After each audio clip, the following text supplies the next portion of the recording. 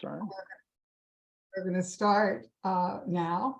I'd like everybody to meet again, to reintroduce, for those of you who may not know who our speaker is today, is Shelly ISAACS, who is the founder of Cafe CINEMATHEQUE International and the dearest friend of the Stirling branch of the library. He's moderating a lively discussion of films in the world. This whole series is called The World is Your Cinema. And thank you to Shelly. We are going to have 2 more films in this series on April 12th and April 26th. So this will not be the last of our series with Shelly this spring.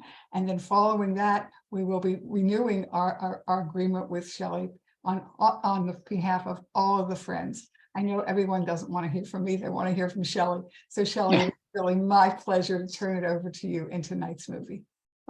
Thank you, Fern. Good evening, everybody. It's nice to see you. And this film, I chose this film for a number of reasons. It probably couldn't be more timely than it is right now, considering though it was made in 2013. And when I get into it, we'll see why. Viva La Liberta is also translated to Long Live Liberty. Long Live Liberty. The director, his name is Roberto Ando, and this was adapted from his own novel. He's also a novelist, and his novel was entitled The Empty Throne. The Empty Throne, an appropriate title. He has been around for quite a while. He's worked as an assistant director. He's worked in a number of different positions, and he's worked with a number of the great directors of the world, namely Francis Ford Coppola, Federico Fellini, Francesco Rossi, if you know your Italian directors, Harold Pinter. In fact, he's also directed 13 operas in Italy, and among them is the opera whose music you hear in this film. But we'll get into that in a moment. Where cinema and politics are twin worlds, as we see in this film, it is part farce, part political commentary, and part about a character soul-searching. Striking a delicate balance between its humor and its seriousness, the film, a political satire, is based on this novel, and he departs from the novel. But while it is a story critical of the government during a time when the Italian people have lost their faith in politics, it certainly is not lost in our current state of affairs. We first hear the music, and the music is important when you know what it is. It is La Forza del Destino, which translated as The Force of Destiny, was an opera by Giuseppe Verdi. It's an interesting lead-in, which reappears a number of times in the film. Then we see Enrico Olivieri, who, as it turns out, is the head of the opposition party, what is known as the opposition party. It is a left-wing party, and they are struggling to present a message, as he is, that will animate the electorate. He's accosted verbally at the opening by a woman to disappear, to get off the stage. She's constantly railing at him. We learn that she was planted there, but it sort of foretells what's going to happen. We hear Enrico on his phone. If you're watching as he's leaving, he's on the phone. He says, "I'll see you tomorrow." We don't know who "I'll see you tomorrow" is addressed to, but we will find out. He seems serious and cold. Even on the phone to his wife, Anna, when he arrives home, he comes across as passive, as if being weighed down by his position as the party's secretary. We see he has packed a suitcase and he's going somewhere. When he disappears, Andrea, his assistant, makes excuses for him, telling everyone he's not well. And when he searches his apartment and finds the note, he even asks his wife, Anna, if he had a friend he would possibly go to. And Anna replies, "A politician has no friends. A politician has no friends." There are so many lines in this film which are worth repeating, and I won't repeat all of them, but there's some of them are really precious. Anyway, Enrico has gone off to Paris to stay with an old girlfriend, Danielle, now married to Mung, a director. When you first see that poster and it says Mung, you don't know whether that's the title of the movie or his name.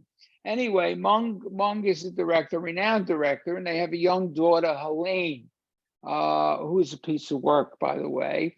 And Danielle is a script supervisor, which proves to be a metaphor, which I'll come to towards the end of the discussion. When Helene asks her mother what kind of politician is Enrico, she tells him more like Obama, which sort of tells you the period that this film takes place in. Anyway, when Anna informs Andrea that Enrico has a crazy twin, he tracks down Giovanni, and we quickly learn that this philosopher poet, who also is schizophrenic, may not be as crazy as he seems. At the restaurant, when that journalist approaches him and asks for an interview thinking he's Enrico, Giovanni quickly assumes his brother's place. When the journalist sees that his hair has gone gray, Giovanni responds, "It's a message to Italians. Stop coloring. Stop coloring." I love it. Anyway, he tells him, "Fear is the music of democracy." What a line. Fear is the music of democracy. If politicians are mediocre, it's because their electorates are too. That's an echo that I hear today. If they are thieves, it's because their electorates are. If they are thieves, it's because their electorates are. We need look no further than January 6th. And politicians falsify their biographies, all coming within 1 minute. All of this happens within 1 minute. And politicians falsify their biographies, lookalikes, copies, tricks. In the chamber, not one idiot knows he's an idiot. Not one idiot knows he's an idiot. Anyway, when Giovanni tells Andrea that he and his brother often traded places, he was the one that never got caught. He was the one that never got caught. Andrea is convinced and tells Anna that this could work, that Giovanni could work. But she tells him, "Be careful. You're putting the party in the hands of a madman." And Andrea responds, "He might be crazy, but he has a method, and he's funny. And he's funny." He is the opposite of his brother. Giovanni comes to relish his new position, electrifying constituents and members of his own party by cutting through political deal-making and promising an alliance with the people. Meanwhile, Enrico gets to know Mung, who tells him that cinema and politics are similar. Bluffing and genius coexist in both, and it's hard to tell them apart. It's hard to tell them apart. Helene finds him endearing when they discuss film. Danielle's daughter finds him endearing. She mentions that she saw, at one point, she mentions that she saw Last Tango in Paris. And he tells her that's for adults. And she says, "I was sure of it. You and sex don't get along." It goes to point that her interest in cinema represents the freedom of today's youth. Think about this. We find ourselves unable to edit what the young people in this society see in films, on TV, or on the internet. Hopefully, one hopes that by seeing, they will also learn to read, and they will wind up reading great books as well. When Giovanni takes Andrea to the institution to meet his friends, it's almost Fellini-esque, especially when one of the patients goes after Andrea to dance. I love that scene when that woman goes after him. Giovanni's meeting with the president in the map room is a wonderful piece of comic metaphor when he tells him to be or not to be. It's better to be present as if we'd already disappeared, or disappear entirely to come back into being. Everything alludes to who he is and what he's doing. And then the meeting with Madam Chancellor. In case it got by you, maybe that was supposed to be Angela Merkel, Madam Chancellor. And when she says we have to get together, I'm so glad we're thinking the same way. And then Andrea looks through the keyhole and finds them dancing the tango barefoot together. It's wonderful. Another great metaphor for politics. And when we cut back to Enrico and he becomes infatuated with Mara, Danielle's assistant, and how he hallucinates in the pool. When they're in the pool together, he goes under the water. He sees Andrea first. Then he sees his wife. He sees Danielle swimming at him, swimming at him underwater. He's hallucinating. What's going on? His guilt is getting him, it's bringing him down in the water. And how Danielle tells him that she likes his gray hair. He looks like a philosopher, a poet, and even calls him Giovanni. Andrea falls completely under Giovanni's spell when he tells him he fears of Enrico returning. When Giovanni says, "What's the matter?" He says, "I'm worried about him coming back." And we watch, and he tells Andrea, "Let your hair down, loosen up." And we say, I love it when he's looking in the mirror and he tussles his hair. But we also watch a montage of the people falling under Giovanni's spell, the little kids, all the people falling under his spell. And finally, when he delivers that speech about passion and telling the crowd that they can expect no answer but their own. You can expect no answer but your own. Wouldn't it be great to hear speeches like this from our own leaders? Unfortunately, we only hear them in the movies. And they don't hire movie writers to write their speeches. Anyway, when Enrico realizes what his brother has done for him, he calls him. And what an irony when Giovanni asks Enrico if he is well. Are you well? And it is Enrico who says, "Thank you. Thank you." Enrico, knowing he must return to Italy, first sees Mung, who asks him to look at a clip of Fellini he is researching for a film where Fellini is protesting the government. He says Fellini fought so that indecency would not become a habit, Mung tells him, and that when the TV channels, namely Berlusconi's TV channel, went to Fellini's home to spy on his death, their real mission was to announce the birth of a new reality. Politics is the constant invention of reality as deception. The constant invention of reality as deception. You know, I watched the film for maybe about the 7th or 8th time today, and I thought about that line today more than ever because of the trial that's going on against Fox. Think about that line that Mung delivers. Politics is the constant invention of reality as deception. And think about the case that's going on with Dominion and Fox, because that's what it's all about. That's what it's all about. Reality is deception, creating deception. And while Anna shows Giovanni the same picture Helene showed Enrico at the beginning, when she showed a picture of her mother with who she thought was Enrico with the beard. Now we get the whole picture. And the one with the beard was really Giovanni. As he tells Anna, she was our girlfriend. She was our girlfriend.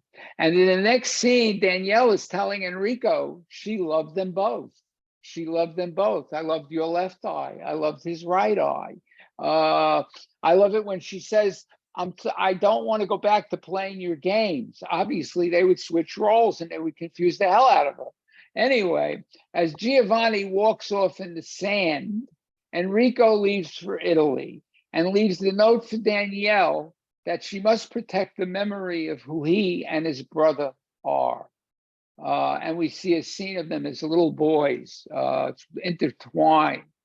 The last scene is so steeped in ambiguity when Andrea is told by supposedly Enrico that we politicians gamble on the sense of history.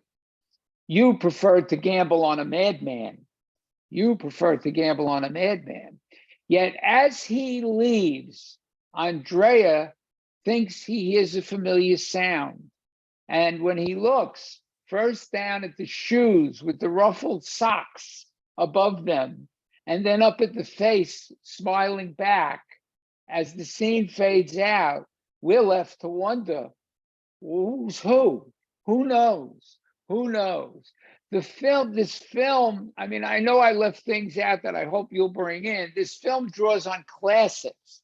that include Chaplin's The Great Dictator, especially in that scene in the map room with the president.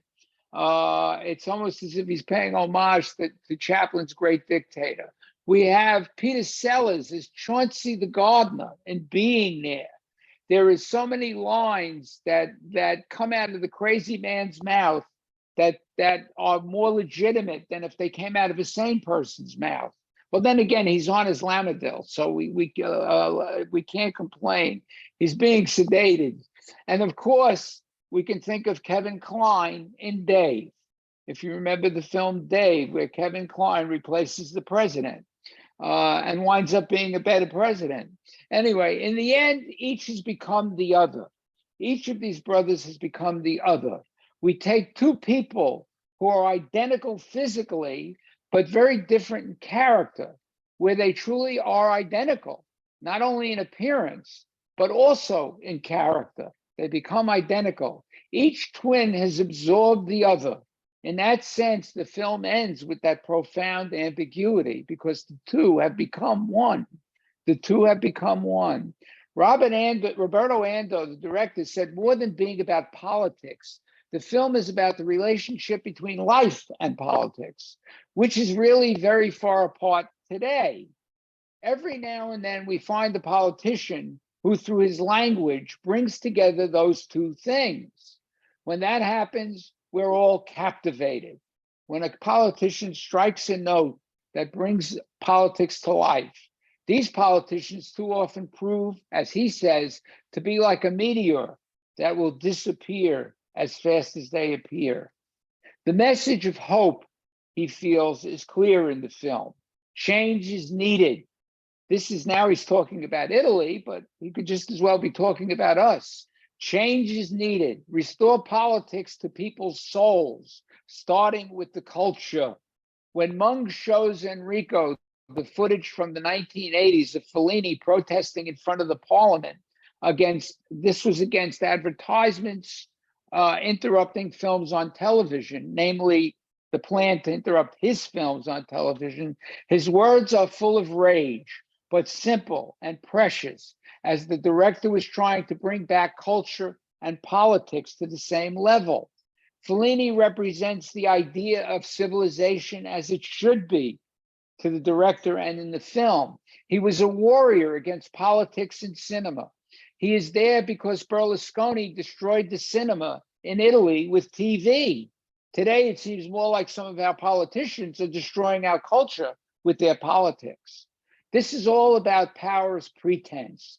Power is a mask in its essence. Those who exercise it always represent something other than themselves and always hide a stranger inside themselves. And this stranger belongs to their nature exactly as much as a twin brother. Exactly as much as a twin brother. This was what Ando, the director, was trying to get across. We think about the line that Giovanni delivers at the beginning to the journalist. He says, politicians are constantly rewriting their biographies. They constantly rewrite their biographies. They don't want to let anybody know who they truly are, or they lie about who they are. The great speech, think about Santos, George Santos, perfect example. The great speech that Giovanni delivers was actually one written by Bertolt Brecht. Bertolt Brecht, the great playwright, novelist, poet. He wrote a poem. This was from a speech and a poem entitled To the Wavering, which he wrote back in the early 30s. Roberto Ando, the director, wanted to show that politics in this film is looking at itself as if into a mirror, disconnected from the people, that life and politics couldn't be further apart than they were in 2013 in Italy. And that couldn't, again, be more true than today. Tony Servillo, who is wonderful in both roles, he's played some of the greatest roles in Italian film in the last 20 years. He's also considered the finest actor in Italy today, if not in the world. But his twin roles, first is Enrico, serious, cold, totally cynical. Then as Giovanni, he lights up the screen. His manic smile and his quicksilver facial expressions provide an amusing contrast with the emotionally guarded twin brother. He expresses a joie de vivre that captures everyone in his spell. Valeria Mastandrea as Andrea, Enrico's assistant, captures the character's transformation perfectly, and he is probably the most transformed character in the film, going from confusion to complete acceptance and back to confusion in the final scene. Valerie Bruni Tedeschi as Danielle fills her role with philosophical meaning. As a script supervisor, is her role in the film production, in the film within the film. It's also called the continuity person. And she provides a kind of philosophical continuity within the film. She brings all the missing pieces together. She is the one that knows about the twins. She's the one that realizes who they are and what they represent. And she does that for the audience as well. The cinematography captures the halls of power with cold light and the warmth of family in Danielle's home. It's clean, it's crisp, the editing is wonderful, contrasting the scenes between Enrico and Giovanni, and how Civillo plays both characters. The editing makes it so clear and beautifully done. And of course, the music score with La Forza del Destino, the forces of destiny, adds another layer of criticism to the film. It's all part and parcel. Everything about the film, the entire production works beautifully. The use of cinema, the production, the film within the film, gives us the feeling of politics is cinema, cinema as politics. Which is what the director wanted to do here. And I think he did a very good job expressing not just the problems of politics in Italy in 2013, but the problem with politics whenever we look at it, especially now in this country. I thought the film couldn't be more prescient than it is. I wish that there were twin brothers for a number of our politicians. It would make life a lot easier for us. But unfortunately, that's not the way it works. But as Ando puts it, he says within each of us we have a twin. We can be cynical, but we have to look to the twin that's hopeful, and the spirited twin within ourselves, and be hopeful. And that's what politics should be. It should be hopeful. It should work for the people. That speech he makes is tremendous towards the end, and it is a speech of hopefulness. But it's wonderful how Giovanni turns the party and the crowd around. Really well done. So now I want to turn it over to you, because I'm sure we should have a spirited discussion. I am hoping for. So who wants to go first? Who's going to raise their hand and crack open the discussion? There's a lot of you. I'm gonna have to spin my finger and point on somebody. Who's gonna go in there? Who's gonna raise their hand? Oh boy, you're forcing me to pick. Okay, let's see. Who am I gonna pick to go first? Well, Linda Hawk, you said you like to see things a certain way. So why don't you go first? I just saw yours, Rachel. You'll go next. Go ahead, Linda. I said I didn't have my hand up. So I was just trying to get to the gallery view there. So I don't know. I really liked the movie, but I don't really have anything profound to say. I don't think. I just loved it. And my main question when I was watching it, though, is I was trying to figure out, was there really that much difference between the brothers, or had he just gotten beaten down with the weight of his position and just didn't have any of that left in him? Because a lot of times that happens to people. So I was wondering. Yeah, there is a comment that Giovanni makes during the film. He said that Enrico was never himself. He was never himself. He was always looking for who he was. And that sort of tells us no, he was nothing like Giovanni was the playful one, obviously. Giovanni was the trickster. and which he falls into the role. He said, I can be Enrico. It's very easy for me. I know him. Whereas he felt Enrico didn't know himself. So I think, no, they were very different. He was, Enrico was distant. It wasn't just being beaten down by the politics. I think that's the reason they were all angry at him at the beginning, was the fact that he was cynical. He was a cynical individual, and he was feeling that there was no hope, that everything was going down the drain. And for that reason, they didn't want him anymore. And all of a sudden, when Giovanni comes in, they're all looking and saying, what happened? Did he get a brain transplant? Which is what they say, when in fact, DeBellis, this other politician in his party, said, the only time I see this happening is when somebody's on a powerful drug. What are you taking? So no, I think he was the quieter, more distant of the two. Yeah, well, I knew that, but I thought that because of the fact that he was so happy when he got to do that bit with the props and everything, that maybe he had given up what he truly was, what he maybe would have been better at, if he had stayed in the movies situation. That's the thing. Yes, and so I don't argue with you. Win against his core, and then and so that's how I was thinking that maybe since he went against what he really was, and then just got beaten down by it, that maybe there was some of Giovanni in him.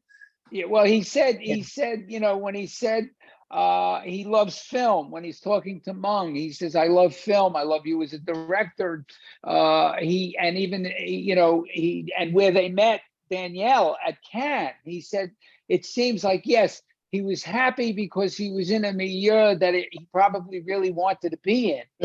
Working around film people, but it's also an interesting metaphor for the idea of politics and film being the same, being an actor, being, a performance, putting on a mask.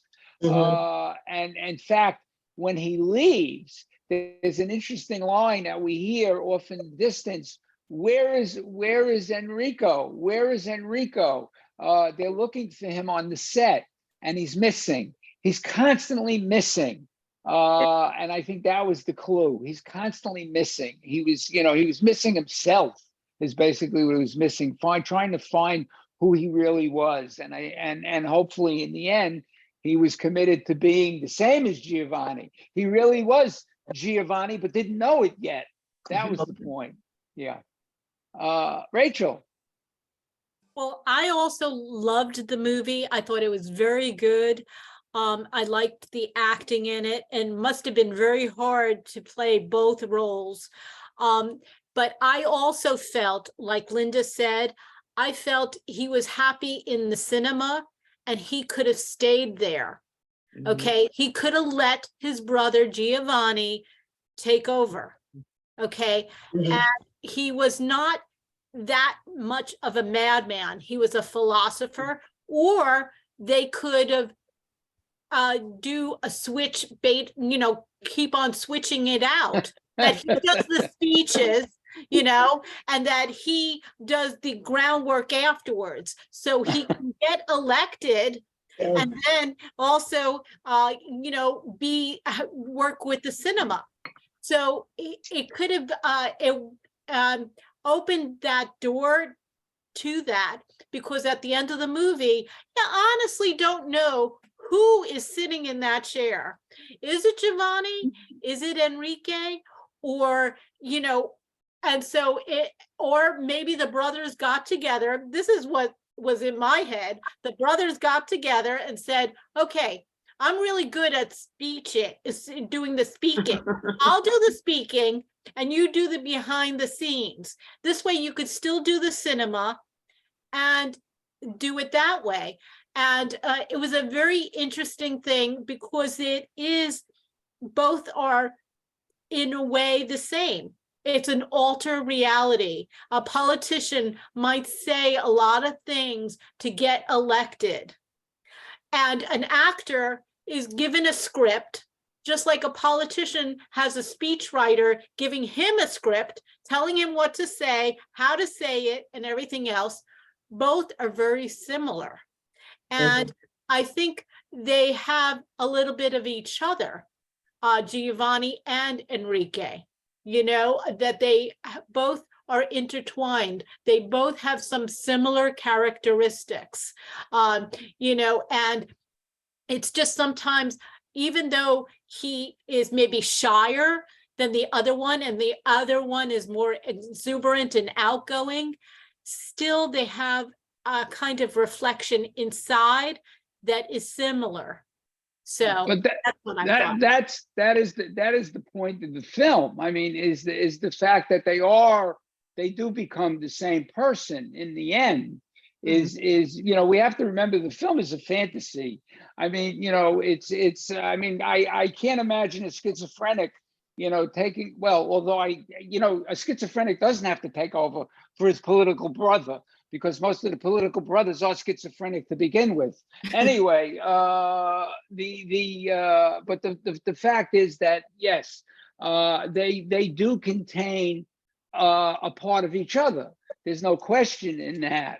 But the fact that you know, we have to suspend a tremendous amount of disbelief, you know, in the fact of how beguiling Giovanni is, to the point where even Enrico's wife falls in love with him at the end, and he's still, you know, even though he's in love with Danielle to a certain respect, she was really more in love with Giovanni. And you know, that was the case because you hear Giovanni say she was our girlfriend. So in a sense, they are the same person. In a sense, they are the same person.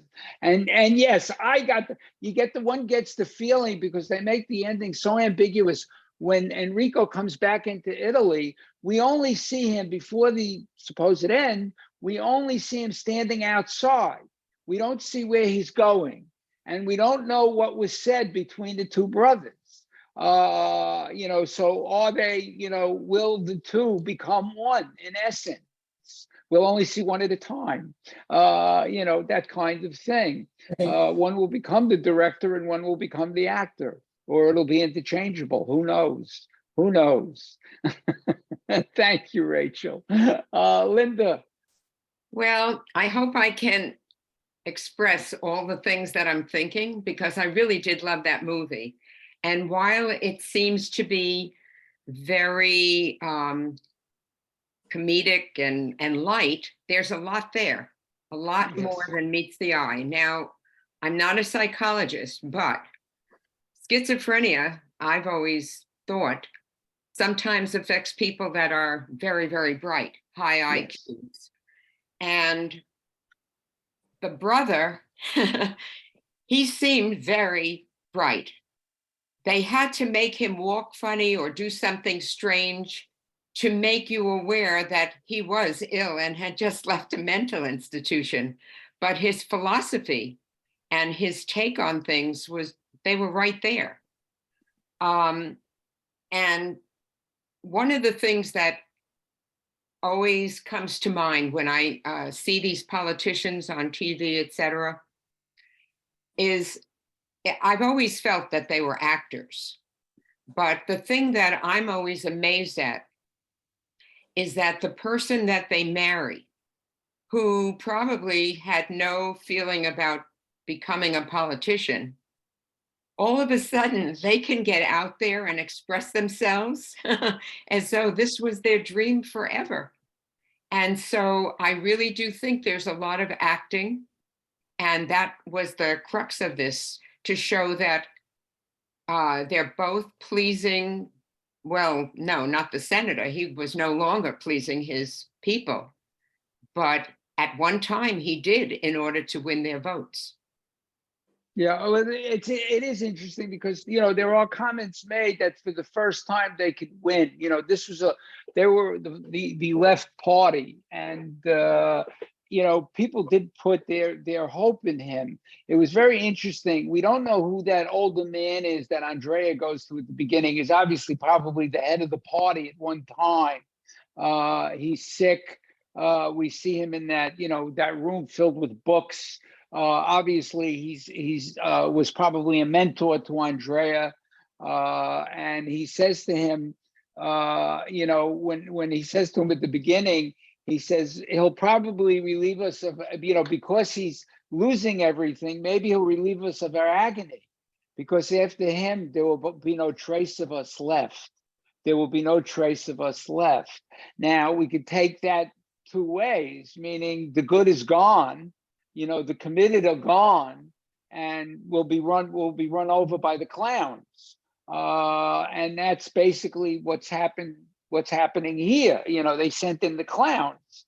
And, you know, it's yet here, it's just the opposite. The clown comes in and he speaks the truth. You know, it's very interesting when you look at the ironies of the film. You know, who is telling the truth? Who is the brilliant one? Who is making those speeches? Is because we are unmasking the person inside the other person. He's the other half of that twin. He's the other half of that twin.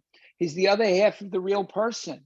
And I think that's part of what the director, at least in what I was reading in his interviews, had talked about. He said it really was to him as if these two were one person and was seeing two sides of the same person. And you know, what's going to win out? Who's going to win out? And he hopes that the Giovanni wins out over the Enrico, without question. That's the fulfillment of the dream. Thank you.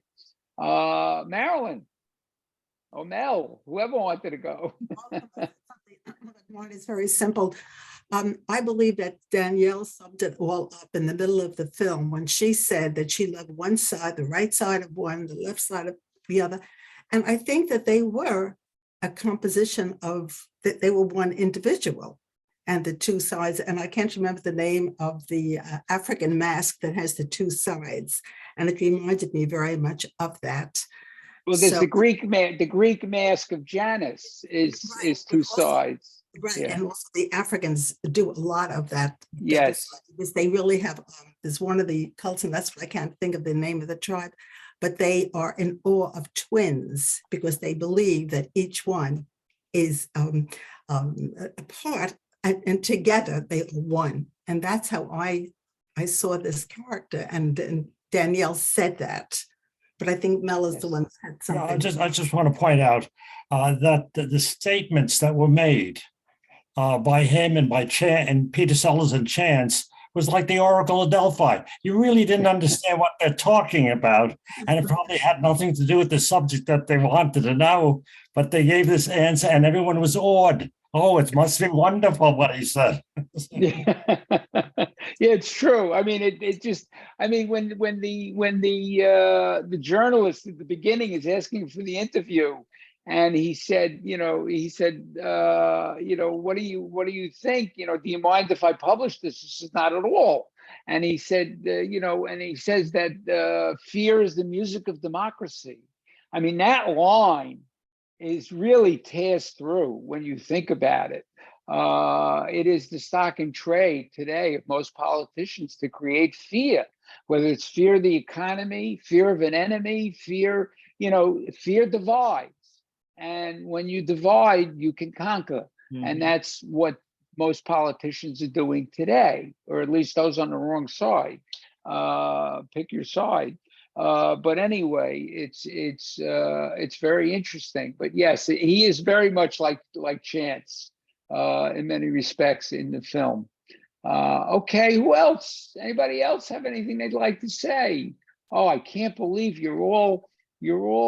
That's it. You don't care. I think they're just in awe of you, Shelly. You know. No. Everybody should have an opinion. I hope you all like the film. That much I would like to ask is that you enjoyed the film, and it did have a lot to say to you, and you can certainly find the parallels that the film draws. And as I said before, what's interesting is this is an Italian film made in 2013, 2012, 2013, and yet it could have been made yesterday. It is so, you know, and a lot of the critics, it was interesting to me when you read the critics that did review the film, there were very few American critics, but even those in Europe that reviewed the film, they said, you know, Ando created something we've seen before. We've seen Dave, you know, we've seen, you know, being there in a sense, the stuff that comes out of Giovanni's mouth. But that I argue with because maybe people didn't see Dave. Maybe people didn't see being there and they're seeing this first. And so therefore it's new to them, and it is different. It is different because of the content of the film and where what the film was pointed at the time was Italy. You know, Berlusconi was literally destroying his government and destroying the people as well. I mean, he changed TV for the worse in Italy back in the 90s. In the 80s and 90s. In fact, when Fellini made that speech was in the late 80s, and he was railing against Berlusconi, and he went to court to sue Berlusconi, who was the head of his TV station at the time, for trying to cut Fellini's film with commercials. And Fellini said, when the Pope will cut into his own sermons with a commercial, then I will be glad to have commercials in my films. He lost the case. But it's understandable how he felt. You know, he felt that this was you know, destroying the culture of film at the time. I see a hand up, Beth. You have to unmute yourself. Okay. All right. So at the very, very end of the movie, when I truly didn't know which brother it was until he smiled. And when he smiled, it was so obvious it was Giovanni, because that's the smile that he had throughout the whole movie. And it was like he pulled something over on everybody. And that smile, to me, just gave it away.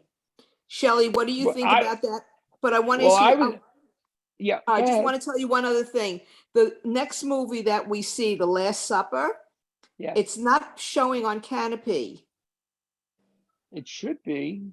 I tried to search it on Canopy and it wasn't there. Wait a minute. I watched it. Did I watch it today on Canopy? No, I watched it today on Tubi. Let me check for you and see if it's under another title. It's on Amazon Prime, which is okay. It's $2.99 on Amazon Prime. It's no big deal, but it wasn't on Canopy. Yeah, I'm checking now. Let me see, because I had seen it originally there. Yes, it's there. Wait. On Canopy? Maybe you're right. Just a second. I'm checking. Yes, it's listed on Canopy, and I'm going to Canopy now. And we'll see if there's a problem. Yep, it's there. Okay. Either put in The Last Supper or the German title, which is Das letzte Mahl, the last meal. Okay. In German. Yeah, but it's there. It's there. Okay. It's there. But anyway, to answer your question, the smile I was confused about, because his brother could have smiled the same way because they were identical twins. But when Andrea looks down, you know, at the beginning, you know, the opening and the closing are exactly the same, because at the beginning he ties his shoes. If you remember, he drops his briefcase and he ties his shoes, and his socks are perfect. He was perfect. I mean, you know, the way he was dressed and everything else. And in the end, when you look down at his shoes, his socks are ruffled above his ankles. So one gets the feeling, like you just got the feeling about a smile. I got the feeling from the ground up, he was Giovanni. So I don't know. You know, it's still an ambiguity. It's still one it's supposed to be an ambiguity, because when Andrea is leaving the room, he hears ba-da-bum, ba-da-bum, and then it goes silent. And that was what Giovanni did. You know, and also when he walks into the room, what is Enrico, if it was Enrico, was playing Giovanni's piano tune. Remember that tune he was playing on the piano at home? That was the tune. So it's meant to confuse us. Let's put it that way. It's meant to Yeah. confuse us. The two had been fused. The two had been fused. Thank you, Beth. Anybody else? Anybody else out there? Barbara Tate. You got to unmute. mute, Go ahead. Barbara. There you go. Okay, there I go. I was taken with the performance of his sidekick, Andrea, Yes. because it was so much to hold your own against the star and not be just washed away. And I just loved him. I just thought he was just, I just really entranced by that performance of him. And his That's fussing his terrific. hair and believing and peeking through the the keyhole and watching them tango. I was very. Did he win an award for that performance? No, he was nominated. I will tell you, I have watched Valerio Mastandrea is his name. Yeah. I have watched him grow up in film. I mean, he started as a young man, not as a kid, but I've seen him in at least a half a dozen films and seen him grow. I mean, he's absolutely wonderful. That he plays with the hangdog expression. I mean, he's got a great face, and he is a marvelous actor. I've seen him hold his own and hold a whole film, so he's capable of doing that. I mean, this cast, Valerie Bruni Tedeschi.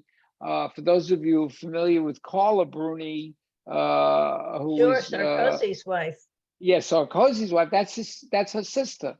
Valerie Tedeschi, Bruni Tedeschi is her sister, or half sister. So and she's wonderful. She's another one who's wonderful. She acts in both Italian and French film, and she's terrific. So yeah, I mean the cast itself was stellar. They were spectacular. Everybody, even that kid. The kid who plays Helene was wonderful. Talk about precocious with a capital P. But she is the ultimate 13-year-old. What did she watch last? Well, I saw 4 films: Avatar, Titanic, whatever the other one was. Oh, and Last Tango in Paris. It was funny, very funny. Anybody else out there? Anybody else have anything they'd like to add? No? Well, okay. Since Beth brought it up, the next film will be The Last Supper. It is from 2018 again, and also I think a very prescient film, but it takes place on January 30th, 1933. It is the day Hitler assumed power in Germany. He was appointed chancellor. And we see an affluent German Jewish family comes together for dinner that evening. And like many of their countrymen, they are divided. And we see 3 generations of a family. We see how they're divided through their conversation. And some see a rabble-rouser coming into power, while others see a threat to their entire way of life. Just remember, as you see this film, as I will repeat when we have the discussion, 2 things. First of all, the film's German. The film is a German film. And second of all, the people in this film have no idea what is coming. The people in this film have no idea what is coming. And I think it's important to understand that, because from our lens, we know. And you will have certain feelings and judgments and, try and suspend until the end what you see. It is done like a chamber piece, or mostly taking place in one room, although it departs at the beginning and the end. And it is a play, absolutely written as a play. And it is wonderfully researched and written, and I will go over all of that when we discuss the film, but also read. There is a prologue and there is an epilogue to the film. So don't shut it off immediately, because there are things that will come on the screen that are very pertinent to an understanding of what's going on then and what's going on today. So I will look forward. Oh, wait, I see 2 people in the chat that I missed. Okay, really just okay. Watch it again. Identical twins like when they grow for 9 months in mommy, and they are individuals. Okay. So That's it. anybody else have anything they want to add or say? As I said, I had 2 comments in the chat. I want to relate them about the film. I guess it's Alice Soskin said, interesting that they hadn't seen each other for 25 years. What do you think was the reason? Probably Giovanni's schizophrenia. That would probably, he was institutionalized, so we don't know where or for how long, but I have a feeling that he broke off. Giovanni may be the one who broke off from his brother as opposed to the other way around. I don't know. Joanne, bravo to everyone. Really enjoyed this movie. I'm going to watch it again. Identical twins are like one as they grow for 9 months in mommy, and yet they are individuals. I know, because I had identical twins. Well, thank you for that, Joanne. That's lovely. Thank you. I do Okay. want to say one thing about Sure. why they did not see each other. I think it was Enrico, because if he was going into the political arena, the last thing, there's sometimes a stigma about mental illness. So he wanted to break off from his brother that was schizophrenic, because in the political arena, everything is under a microscope. So for me, I was thinking that it was maybe Enrico, because he was, he was going into the political arena and he would be scrutinized as is. I think that's a great comment. I think that it's a real comment outside of the movie. I think it's a very real comment that one would want to hide that fact, which Giovanni brings up when he says politicians make up their own biographies. They hide things. So he may have been the hidden one. Yes, great comment. Great comment. Thank you, Rachel. Yes, Linda. It takes a lot of strength to be a Jimmy Carter. Yes. Yes, it does. Yes, it does. Yeah, it does. It does. Thank you. That's a good comment too. Yeah. Oh, we want to thank. I love that everybody. one. That's an ironic comment. Anyway, oh, Mel. Yes, Mel. See, people come in. Maybe it was a love-hate relationship.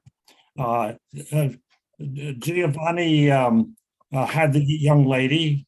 I think she was more infatuated with her, and he may have felt, what should I say, maybe bad about it, and maybe he hated his brother.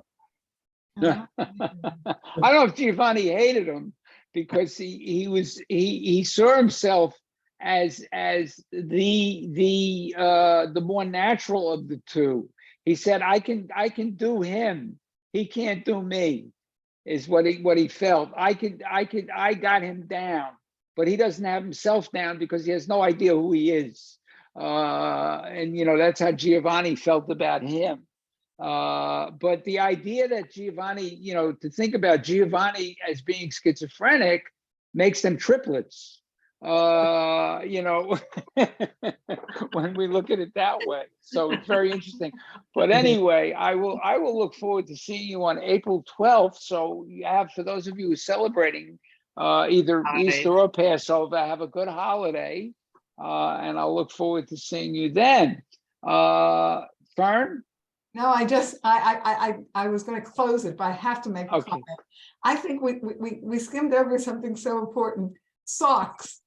One of them always had his, and socks are normally hidden, like underpants. If they're in your crotch, nobody can see them. Same thing with socks, But socks, I know men who are constantly lifting their socks so they'll be straight up.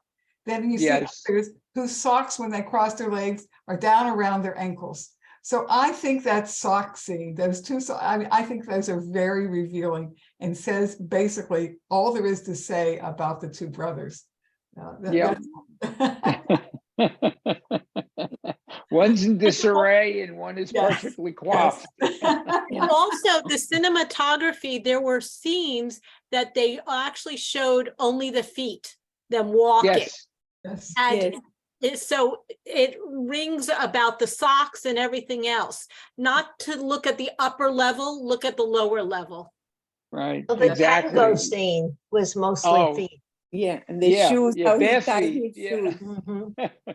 That was a wonderful It scene. was wonderful. Oh, that was terrific. The scene in the map room, the scene with the chancellor, the wonderful Wonderful. scenes that the I love when they dance the tango. Oh, that was yes, Oh, yes.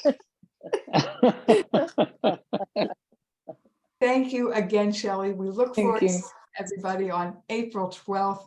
Thank you all for being here on behalf of the Friends. Continue supporting the library, the Friends group. We need you. We love you. Happy Passover to those of you. Happy Passover, everybody, Happy or Easter. Happy Thank you. Easter. Happy Easter. Thank you. Look forward to seeing you soon. Thank you. Bye. Thank you. Good night. Good night. Good night, Good everybody. Good night. Everybody, have a good Bye. one.